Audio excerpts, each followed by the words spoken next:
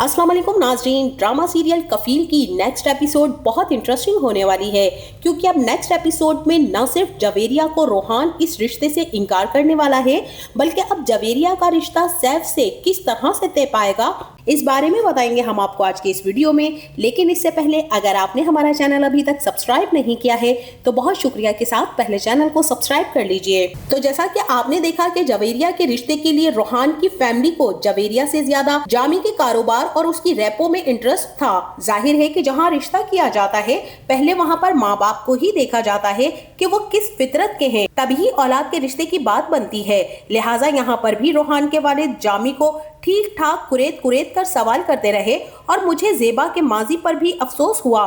काश जव्वाद साहब भी अपनी बेटी के लिए इस तरह की इन्वेस्टिगेशन करते तो आज जेबा और उसके बच्चे यूं सरवाइव ना कर रहे होते। जामी ने जिस तरह से ऊंची ऊंची फड़े मारी हैं और किस कदर साफ झूठ अपने इंपोर्ट एक्सपोर्ट के बिजनेस के बारे में बोला, साथ ही अपने ऊंचे खानदान और जायदादों का जिक्र करना जो उसके खून में रचा हुआ है वही बयान किया। जिस तरह से जामी ने इतनी ऊंची ऊंची हाँकी है उनके वालिद के सामने, तो रोहान के पेरेंट्स को तो उसी वक्त शक हो जाता है कि दाल में कुछ काला जरूर है।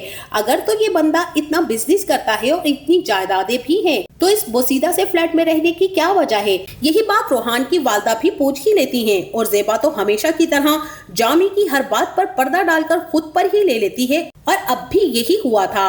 बहरहाल जवेरिया बहुत अच्छे से इस बात को जान गई है कि उसके बाप की बोंगिया मारने की वजह से उसका रिश्ता नहीं हो सकेगा, इसीलिए तो उदास चेहरे के साथ ही चाय लेने आती है और जैसे ही जवेरिया ये चाय की ट्रे लेकर जाएगी तभी रोहान के पेरेंट्स वहां पर ये बात कर रहे होंगे कि हमारे नजदीक सबसे इम्पोर्टेंट चीज ये है कि जहां हम रोहान की शादी करें वहां खानदान अच्छा हो, बैकग्राउंड अच्छा हो।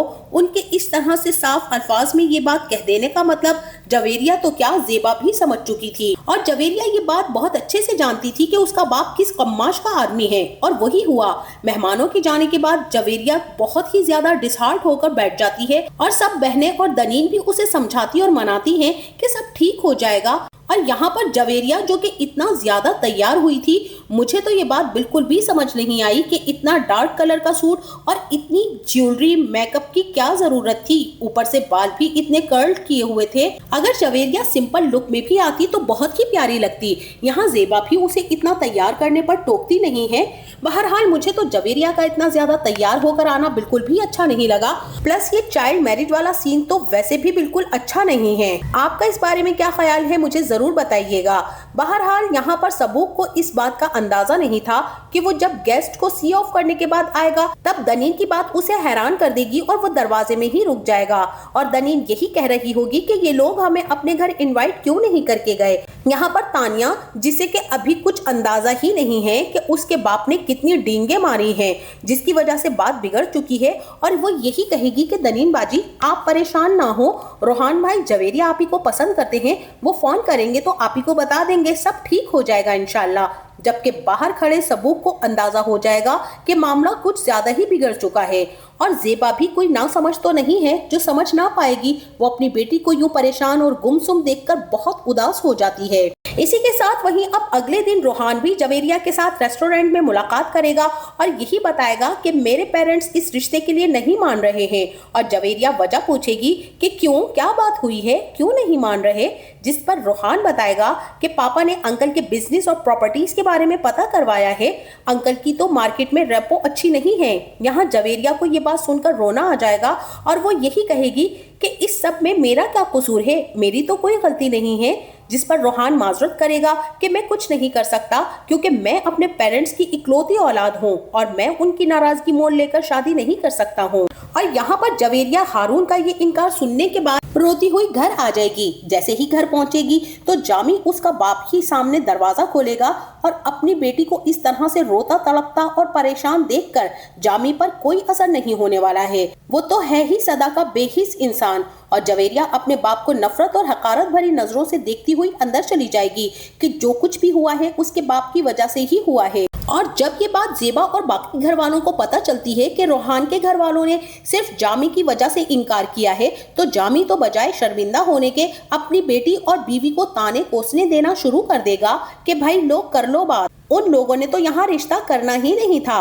और ज़ेबा के साथ बेटियों को भी यही कहेगा कि जब तक तुम लोग अपनी हैसियत और औकात से बढ़कर ऊंचे रिश्ते ढूंढते रहोगे तब तक यही होता रहेगा। बजाय अपनी बेटी की दिलजोई और ढारस बंधाए उसको ताने और कोसने देगा, जबकि उसकी वजह से ही ये रिश्ता खत्म हो गया। उल्टा बातें सुनाएगा सबको। और जामी ने तो वैसे भी जिंदगी में बातों के सिवा किया ही क्या है। हवाई बातें, हवाई महल, हवाई प्रॉपर्टियां और हवाई इश्क। अब यहाँ पर जामी के इस तरह ताने कोसने सुनने के बाद ज़ेबा, जो कि पहले ही अपनी बेटी की वजह से बहुत ज्यादा परेशान बैठी होगी और जामी के मद्दे मुकाबिल तेजी से खड़ी हो जाएगी उसे जवाब देने के लिए। मेरा तो यहाँ पर दिल चाह रहा है कि ज़ेबा उठकर एक करारा सा थप्पड़ जामी के मुंह पर मारे, लेकिन वो जिस सबर की मिट्टी की बनी हुई है वो तो अपनी औलाद के सामने ऐसा कभी भी नहीं कर सकेगी। काश के ऐसा करे, लेकिन हो सकता है कि वो जामी को एहसास दिलाए, इस बेहिस इंसान को एहसास दिलाए जिसे वो 22 साल से यही एहसास दिला रही है कि मैं तुम्हारी बीवी और ये तुम्हारे बच्चे हैं, जबकि जामी तो उससे पहले ही कह चुका है तुम तो सिर्फ अपने माँ बाप की बेटी और अपने बहन भाइयों की बहन और अपने बच्चों की माँ के साथ एक टीचर भी हो, मगर कहीं से भी मेरी बीवी कहलाने के लायक नहीं हो। इतना सुनने के बाद मेरा नहीं ख्याल कि कोई औरत अपना सब्र इससे ज्यादा आजमाए। बहरहाल अब की लड़कियों में तो ये चीज बिल्कुल भी नहीं है। हाँ, 90s की लड़कियों में जरूर थी। फिलहाल तो यहाँ पर कोई फायदा नहीं होगा ज़ेबा को जामी के समझाने का कि क्या जरूरत थी उनके सामने फजूल गोई करने की, कि इतनी जायदादें हैं, अमीर कबीर खानदान है, प्रॉपर्टीज हैं, इंपोर्ट एक्सपोर्ट का बिजनेस है, महंगी जगह ऑफिस है। इतना बढ़ा चढ़ा कर बताओगे तो यही अंजाम होगा और असलियत पता चलने पर यही कुछ होना था। बहरहाल यहाँ पर अब जवेरिया का हारून से रिश्ता खत्म होने के साथ ही चंद दिनों में सैफ का रिश्ता भी वर्दा से खत्म शुद्ध हो जाएगा। जिस तरह की हरकतें उस लड़की की हैं वो कभी भी घर नहीं बसा सकती और अपने स्टेटस में शादी करने की तो उसकी शक्लो सूरत है ही नहीं। लिहाजा अब वर्दा तो सैफ से और उसकी माँ के इस तरह के रवैये से परेशान होकर मैके बैठ जाएगी और वहाँ पर झूठी बातें घड़ेगी जो कि उसे मासी ने लगाई हैं। और इस तरह से कुछ अरसे में सैफ को उसकी सास यही कहेंगी कि बेटा अब तुम ऐसा करो कि जो घर हमने अपनी बेटी को दिया है वहाँ शिफ्ट कर लो, और वर्दा वहाँ तुम्हारे घर में रहना नहीं चाहती है। यहाँ पर सैफ भी उनकी इस डिमांड को रिजेक्ट कर देगा और वो अपनी माँ को किसी सूरत नहीं छोड़ सकता, ना ही वो उस घर का और ना ही दौलत का लालची इंसान है। इस तरह सैफ की तलाक के बाद जवेरिया ही की शादी सैफ से दिखाई जाएगी। तो आपका इस बारे में क्या ख्याल है, हमें अपनी कीमती राय से जरूर आगाह कीजिएगा।